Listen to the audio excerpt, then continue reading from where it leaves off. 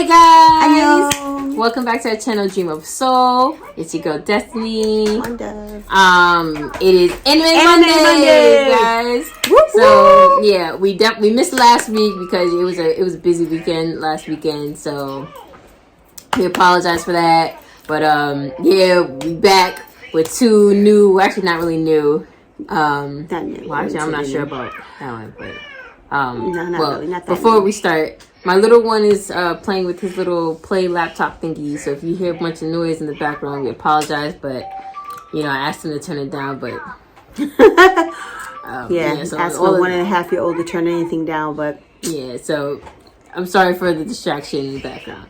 But today we're going to be going over Wolf Children, Yes. and Sailor Moon Crystal.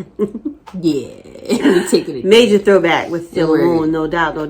Word. So I'll just get into that later. But she's gonna start off with Wolf Children, which I personally have not seen. Again, it was a personal choice because she told me that it's going to rip my soul in half, and so I haven't watched it personally, but we'll let her. Okay. Lord have mercy.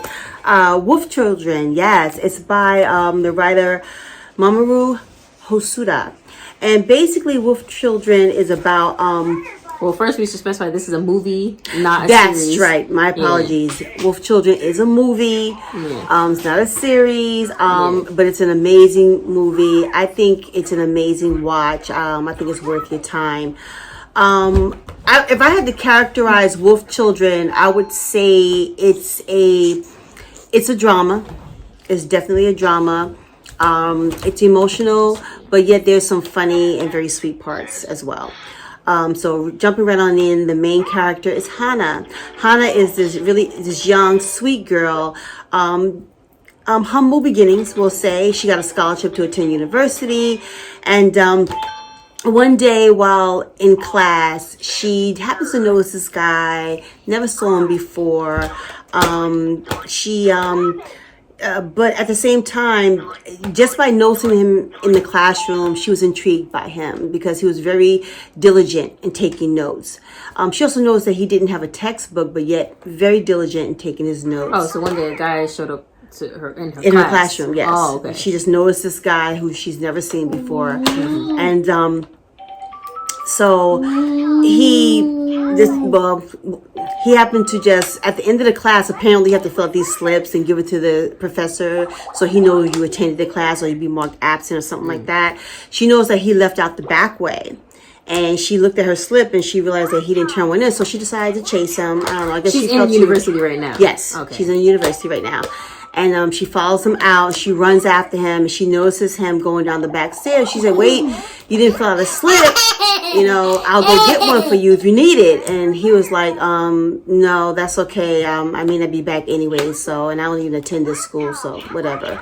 So she's like, okay. But she continues to follow him. Because again, she's intrigued by him.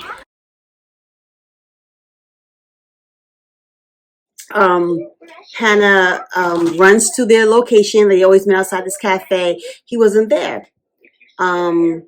She literally waited mind you, it's winter at this point. It's snowing, and she waited all day. The stores in the neighborhood, the lights are going out, stores are closing, and she's still right there waiting. She didn't move. And out of nowhere, she hears this voice saying, Hannah, I'm sorry. She looks up and it's him. He apologized for basically ghosting her for the majority of the day. And she just looked up at him and smiled. It was the sweetest little thing because she didn't care what reasons he had. The fact that he showed up, that's all that mattered to her.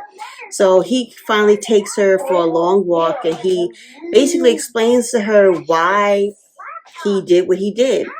He confesses to her about his secret, and his secret, he's part wolf. He could transform into a wolf, a full wolf too. He is basically a descendant of this tribe from centuries ago, and he's the only one left. And he transforms in front of her. He basically says, I have something to show you, close your eyes. And he slowly transforms in front of her. and initially the look on her face to me was of shock, but there was no fear in her eyes. But she was, anyone would be shocked. I mean, come on, the man that you're clearly falling for turns into a beautiful wolf right in front of you, right? And so at that point, it gets a little, I won't, this movie is certain parts are I would say is PG, because ultimately they go back to her place, and while still in his wolf form, let's just say there's some intimacy going on there. And so it's not PG. Well, they don't show anything really, but you know that they were intimate that night. In his wolf form? In his part wolf form, yes. And he said to her, "Are you afraid?" And she said, "No." He said, "Why?" He can speak in his wolf form? Yes, he can. He can speak in his wolf form. He says to her, so well, when he's... dog.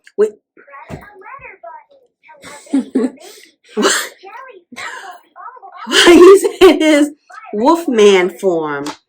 And again, he's still beautiful. Is it two different forms to being a wolf? Well, when he turns into a full-blown wolf, he's on all fours and looks like but dog. He could do a man, but he could do a man wolf as well, like an in between type of thing. So he was furry. Oh Jesus! Will you stop? Anyway, he says to her, "Are you afraid?" She says, "No." He says, "Why?" She said, "Because it's you." Because she already loved him. Mm-hmm. It didn't matter to her anymore. Mm-hmm. So they become a couple, and yes, they have children. They have 2 children, as a matter of fact. Unfortunately, though, Hannah had both her children in their house. They were both afraid for her to go to the hospital because they didn't know how the baby was going to look like, what the baby was going to look like when the baby came out. So she gave birth to both her children in their apartment with just the 2 of them. Oh my God. They showed her twins? No, she has a daughter. Her daughter name is Yuki, and after her little girl, I think literally she had both her kids back to back. Because when Yuki was just a toddler, she gave birth to Ame. Ame was a little boy, excuse me. And one day, their dad goes out for groceries, and it's pouring down rain outside. And she realizes Hannah's cooking and the kids are there, the little boy's there, and she realizes that it's getting pretty late, where is he? So she happens to go outside and she looks down. There are 2 large bags of groceries left in front of the door. And so she's like, okay, what's going on? She basically puts her raincoat on, wraps her 2 children up in their rain gear, puts the baby in the baby carrier in front, and has her daughter on her back. And she grabs the umbrella and she's out worrying. And mind you, she's been looking for a minute. And now, obviously you get concerned. And then out of nowhere, she looks down and sure enough, what does she see? But the garbage men, sanitation men are climbing down in this like ravine where there's rushing water, but there's concrete. I know sometimes you have these rivers going through a city, whatever. An aqueduct, that's the word I want to say. She's crossing this bridge. She looks across, and I don't know where she drops her umbrella. She looks down. There's a dog who is covered in bird feathers. The sanitation men are grabbing the dog, putting the dog in a bag, and puts the dog in the garbage truck. She knows that that's her husband because she's seen him in his full wolf form before. And here she is running towards them. It's so heartbreaking. She's running towards them. She's so emotional. She can't even get the words out. She can't even say something like, "That's my dog. Give me my dog. I'll take him." Instead, these men are holding her back, and she has to watch them basically put her husband in a dump truck. And those dump trucks have that metal thing that pushes all the garbage up, and she's witnessing all of this. And she eventually just drops to her knees and just bawls because there's nothing she could do at that point. She can't tell them, "That's my husband." So she witnesses this, and she goes back to their place. So after the death of Hannah's husband, raising two little ones, 2 wolf children, is difficult to say the least. I mean, she doesn't know how to handle, because as they're getting older, they can't control their wolf side. Just because they get an attitude or even sneeze too hard, they transform into a wolf.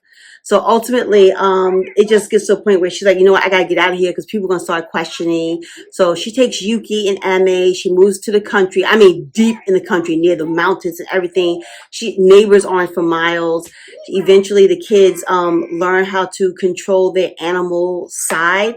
Yuki used to be this little wild child, a wild thing she couldn't control. She always wanted to be a wolf and run around like crazy.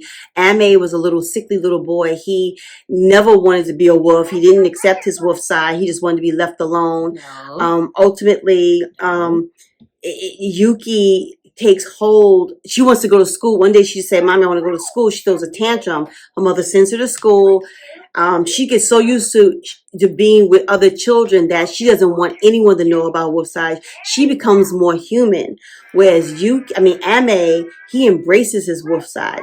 So much I think so. Ame didn't want to be a wolf. He didn't. But ultimately, he starts to embrace his wolf side. He wants to know more about his wolf side. And the one who wants to be a wolf suddenly doesn't want to be a She wolf. doesn't want to be a wolf no more. She wants to be more of a human. Okay. So she even finds love. There's this little boy in her class, and he was very interested in her, and she's determined to be a female. I mean, it caused conflict between the brother and the sister. At one point, they both turn the wolves and fight each other and hurt each other very badly. The mother didn't know what to do, but eventually, Ame, the little boy, once he turns 10 years old, he tells his mother, Mom, basically a 10-year-old wolf in the wild is considered an adult. So Ame at that point says he wants to go live in the forest and take care of the animals. And Yuki, she decides she wants to be a female, so she let her children decide the life they want to lead. It broke her heart when Ame left because he's only 10 years old. And in her eyes, even though, you're a wolf, but that's her baby. But she had no choice but to let him go because his animal instincts at that point when he got that age, took over. So there's a whole lot more to it. Please, it's definitely worth watching. It's very interesting. Yes, it's sad because here's this woman trying to figure things out. She never had the time to ask her husband these questions. She thought he'd be there, and she's just figuring it out as she's going along. And it's just a beautiful, loving, heartfelt story. So definitely give it a watch. It's like what, 2.5 hours, 2-hour long movie, but worth every moment. All right, so y'all know what the hell Sailor Moon is. Sailor Moon was probably the very first anime that I ever got into before I even knew what anime was. You know, I was just a kid, and it was a cute cartoon. Very true. You know, very true. So that came out like in the 90s when I first knew about it. Sailor Moon Crystal is pretty much a revamped version of Sailor Moon.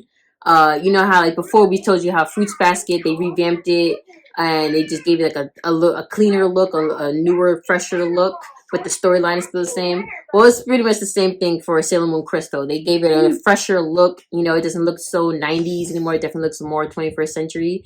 And but for the most part, it's literally like word for word, scene for scene to the original. Didn't know that. Okay. Yeah. So, for those of you who don't know about Sailor Moon Crystal, or Sailor Moon itself, it is about a girl named Usagi. Her name was Serena in the English versions back in the 90s, but her name is Usagi in the anime Japanese version. And they always look older than they are, but she's only 14 years old. And she's a 14-year-old. Yeah, of course, you know, because they start high school like at 14, I think. Yeah, that's true. Okay. Yeah, so she's a 14-year-old airheaded dimwit, right? And she's clumsy. She's a little definition of an airhead, but you know she has a heart of sweet gold. I mean, she has a heart of gold. You know, she means well. You know, and one day she's going to school, and this black cat just happens to roll up on her and was like, her name is Luna, and you are Sailor Moon, a sailor guardian who's destined to protect the world and the solar system and the universe. from an evil group called the Dark Kingdom, right? And she tells her, Luna tells, I was about to call her Serena, Usagi tells her, you have to find several things. You have to find the rest of your crew, the rest of the Sailor Guardians. You have to find Princess Serenity, who's like the princess of this moon kingdom, and you have to find the silver crystal, which is like this legendary artifact from the moon kingdom, right? So she, of course, at first she doesn't like really believe any of this crap until of course she gets attacked and she transforms and it's like, oh, okay, so she meant what she said then. So I'm not gonna get too much into that. I'm just gonna know that she eventually meets 4 other guardians. One of them happens to be in her school, so she meets her first. Her name is Sailor Mercury, aka Ami-chan, and she's like the brains of the whole group. She's a brainiac, straight A type of student. Highly intelligent. She uses like a supercomputer during battles to like collect information from the enemies so that they can know how to like defeat them or whatever like that. And her superpower is she can control ice and water, right? Yeah, each guardian has like their own thing. It's weird. Each guardian has like their own power except for Sailor Moon, because she has like a different, right. She's supposed to be the most powerful out of all of them, but she doesn't have like any like specific like cool power like the rest have. She's basically the only one who can handle the crystal, and she has like this little staff thing that she uses every now and then, but she doesn't really have anything special like the rest do. But she could do dope stuff later on. Next she meets Sailor Mars, aka Ray, and she's like a shrine maiden, kind of reserved, a little tough chick, and she can control fire, and she has like these little they're called Ofuda charms. They're like those little like slips. I'll put a picture in there, but they're like the little slips that she can do to like kind of like when you used to like not resurrect, what are the things that like priests and to exercise like evil spirits and stuff like that. Oh, yeah, because since she's a shrine maiden, she's able to like exercise things, and she has psychic clairvoyance, so she could like gain information about like objects and locations and stuff using like extrasensory perceptions and whatnot. Then you have Sailor Jupiter, another aka Mako-chan or Makoto. Yeah, Makoto. She's another tough girl. She's the muscles of the group. She's kind of like I wouldn't say that she's as strong as Wonder Woman, but she has superhuman strength, and she can control lightning, electricity. Okay. Yeah, and then you have Sailor Venus, who this used to trip me back in the day, because I used to get Sailor Venus and Sailor Moon confused, because they're both blonde, blue-eyed.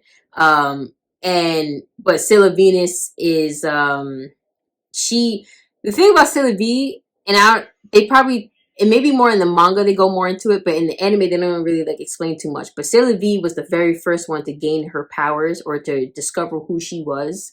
But they don't really explain why she was the first one, or maybe they do and I just don't remember. But she was the first one to discover her powers, so she was already kind of like fighting crime or whatever like that. At night she would wear like her costume, but she would put like a mask over her eyes so that no one would, how they do simple little mask and they think that they're in disguise or whatever like that. But she went by Sailor V when she would do like her little crime fighting thing at night, and she wants to be an idol. She I think she's already known actually as like everyone knows her as I forgot her name is Minako. By the way, I'm sorry. So she's already kind of known because she's like wants to be like an idol type of thing, and her power is kind of weird. She controls love and light, I guess. So like she carries around like this golden like lasso type of thing that can dispel like evils and whatnot. It's kind of weird, her little power. But yeah, that's her little thing. She has like this little chain of light that she can whip around and control. Usagi then eventually meets Tuxedo Mask. He's the literal definition of his name. He wears a tuxedo and a mask. like, and with like little top hats and stuff like that, and his little cane with the cape and whatnot. But he goes by he went by Darien in the English version, but his name is Mamoru in the Japanese version. And he happens to possess a silver crystal already, which gives him domain over the Earth realm, and or guardianship over them. And he also has psychometry powers and healing powers, but they don't really go much into that. You know, when you're watching the show, you almost think that Tuxedo Mask is just a little tad bit useless.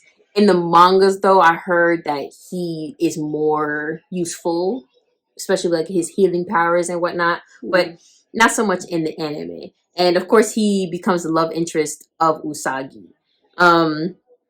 As all of them, you know, as the episodes, each episode, she's meeting, you know, someone new, and they're fighting like these evil people from the Dark Kingdom. And eventually, it comes to light that all of them, including Tuxedo Mask, are reincarnations of the original Sailor crew, the Sailor Guardians, from what was called the Moon Kingdom back in what was called the Silver Millennium. So like way back when. And the Dark Kingdom went to war with the Moon Kingdom way back when, and the Moon Kingdom lost and was destroyed, and that's why their past selves were like basically killed off, and they're pretty much the reincarnations of those, and that's why only they can stop the Dark Kingdom from basically taking over Earth. Okay. We discover later on that Sailor Moon is in fact the Princess Serenity that they were supposed to be looking for. She was not only I guess I don't know how they explained it from when they were, because basically each girl has the spirit of the previous person. But Usagi happens to be not only Sailor Moon, but also the princess of the Moon Kingdom. And Darien, or Mamoru, he is the reincarnation of Prince Endymion, who was Princess Serenity's lover back in the day. And he was the first crown prince of Earth way back when. Okay. Yeah. So a lot comes out, and that's just the first season. The season ends, of course, with them defeating the Dark Kingdom and whatnot. But season 2 and 3, we get to see more of the Guardians, and you know, more new villains. So in season 2, we discover this. Season 2 is important because that's when, I don't know if you guys are familiar with Sailor Moon, you guys know about Sailor Mini Moon, aka Chibiusa. She is this little adorable pink-haired little girl who just happened to fall from the sky one day. And this is how season 2 started. She falls into the sky. She falls into Usagi's arms, or actually she fell on top of Usagi. And, you know, her name is called Chibiusa because her actual name is also Usagi. And they're like, what they call a Chibiusa, like little Usagi. Chibiusa, yeah, you know Chibis. But she literally goes by Chibiusa. And it turns out, for y'all who already know, Chibiusa is Darien, I keep calling him Darien, Mamoru and Usagi's daughter from the future. It's weird. So, in the far distant future, they're going to, I guess, resurrect the Moon Kingdom, and Princess Serenity, Prince Endymion, they're going to rule. They had baby Chibiusa, and something is happening over there in the future. So Chibiusa goes back into the past to find Sailor Moon and Tuxedo Mask to basically save their future selves, if that makes sense. Because she came in and was like, I need you guys to save my mom. But, you know, Usagi is her mom, but her teenage friend. You know, it's a little complicated. But yeah, so basically Chibiusa shows up in season 2 asking them to help their future selves, basically. And in this season, we are introduced to Sailor Pluto. Now, Pluto, it's kind of sad about Pluto because she's not like the other Guardians. She is basically stuck in this one spot every day, all day. She is the guardian of, she's the guardian of time. And basically her only job is to basically stand by the door of time and make sure no one goes through that door without permission. Because obviously, you know, you change time and space, you know, it makes everything go crazy. So she's basically the guardian of that door. Because she doesn't go anywhere, Chibi Usa is basically her only friend. Because it's almost like it's this weird realm. Because Chibi Usa is from the Moon Kingdom in this other planet far, far away. And there's like this realm area that has like all these different doors. And that's how Chibi Usa was able to get to Earth from the past. She basically went through Sailor Pluto. Doors. Basically, Sailor Pluto let her through one of the doors to get it. But because Pluto doesn't go anywhere, Chibi Usa would show up and, you know, they would like talk or whatever like that. Because Chibi Usa doesn't have much friends either. So they're basically best friends, even though Sailor Pluto is a grown woman. And Chibi Usa is like, I don't even think she's like 10 years old yet.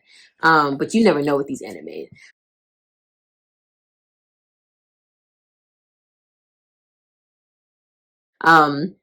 But yeah, you see that those two are the only, they're basically best friends. And Sailor Pluto is like, the end of that season is just a little bit sad. I'm not going to tell you what happens. Just know that it's just a tad bit sad. Season 3, we are introduced to Sailor Uranus and Sailor Neptune. Now, Sailor Uranus is, her real name is Haruka. And she's kind of like, she's a butch type of female. Like, she dresses like a boy on her downtime. When Usagi first met her, she thought she was this beautiful boy, but it turns out she's a girl. She's also a lesbian. Now, of course, as a child, I didn't know that they were lesbians. Apparently, Neptune and Uranus are lesbian lovers. As a child, I didn't get that. I get it now. So I didn't watch. So Uranus, aka Haruka, she can see into the future. She can control the wind, and she carries around like a sword. When she's in her Sailor Guardian uniform, she is wearing a skirt like the rest of them, and she looks more feminine. But in her downtime, she dresses like a boy. She looks more like a boy, like, you know, Tuxedo Mask does. And then Neptune, aka Michiru, she's this pretty blue-haired girl. She can control the sea, so she's just slightly different from Mercury, because I told you Mercury can control water and ice. She controls, like, you know, seawater specifically, and she carries around like this magic mirror that she uses to, you know, defeat her enemies. Had to give her something. Yeah, and they're gay lovers with each other. We also get Sailor Saturn, aka Historia. What did I call it? Her name is Hotaru. Oh, Historia is Attack on Titan. Yeah. Hotaru. And she is the 10th and last guardian to be found. And this chick is no joke. In the season, they don't really, they talk about just how much of a problem she is, but you don't really get much of it until like the last 2 episodes. But basically, Sailor Saturn, Hotaru, she's this sweet, I'm not going to tell you, because it's basically like this poor girl was like experimented on by her own father and whatnot, but she happens to be, I don't even think that the parents know that she's the host of Sailor Saturn, but of course the guardians know that she's the host of Sailor Saturn, and Sailor Saturn specifically is no joke, because she has the power to basically destroy the world and the universe. Basically, she's that powerful. But because her powers are associated with silence, ruin, nothingness, destruction, death, and rebirth. So she kind of like destroys and makes everything reborn again. You know, if that makes sense. She kind of like starts anew. So she has like that type of power. So yeah, she has the ability to wipe out the planet and reset evolution, basically. But that makes her a problem, because to be able to, you know, destroy a planet, you know, it's a little bit of a red flag. So they're kind of like worried. Season 3, they're a little bit, you know, concerned about her. It's not like Sailor Saturn is evil. It's just, I'll let you guys decide for yourselves, because she didn't disturbing for a children's anime. Because Hotaru herself, she was a sweet girl. You know, she didn't have friends really. Her only family was her father, and he pretty much treated her like a science experiment. And she befriends Chibi Usa at one point, and you know, Chibi Usa be fighting for her like, she's not evil, that's my friend. But at one point when Sailor Saturn takes over, things get a little real. I'm not gonna tell y'all what happened. I'll let y'all figure that out for yourselves. But that is season 3. That season ended about 5 or 6 years ago, and I've been waiting for the conclusion ever since. We finally are getting we're finally getting a conclusion because Netflix actually acquired what they did over in Japan was they separated basically the finale into 2 movies, and it already aired over there, but Netflix acquired those 2 movies and they will be out this Wednesday. So I suggest you guys watch the show when the movies come out. Watch the movies for the epic conclusion, because I know I will. I'm probably going to re-binge all 3 seasons and then watch those movies back to back, because it's a fun, cool show. But yeah, the movie, the 2-part film. I remember.